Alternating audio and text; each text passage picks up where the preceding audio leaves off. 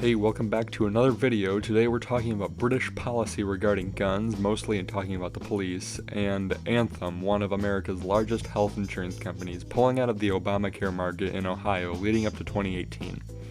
First off, yeah, there's a small chance I missed yesterday.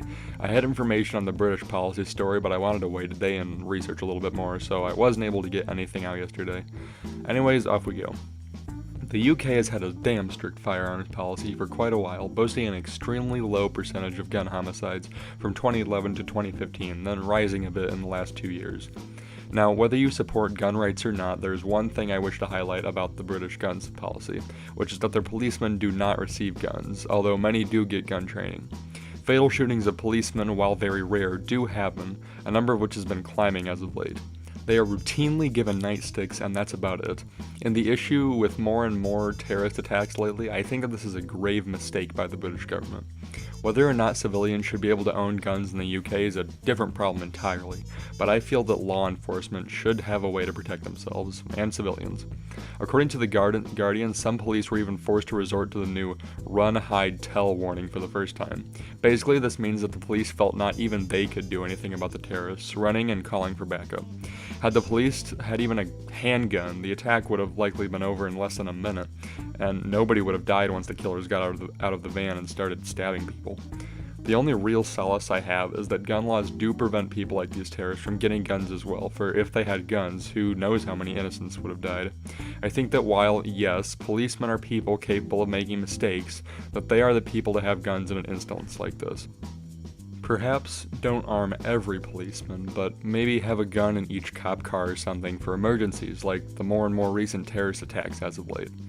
In the recent London attack, the attackers were indeed shot dead, but only after they got the guns out. Police at the scene were forced to flee and call for backup due to their only having simple nightsticks, something definitely outclassed by the knife-wielding men out in the street. If I had a stick, I know I would have run away from that situation as well. While they are doing all they can, foiling terrorist plots left and right, it is impossible to catch them all, and seeing things like this make me wish that civilians and policemen could better defend themselves.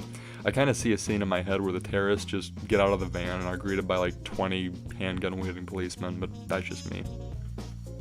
Anyways, off to the next story, which is Anthem dropping their Ohio section of Obamacare coming up in 2018.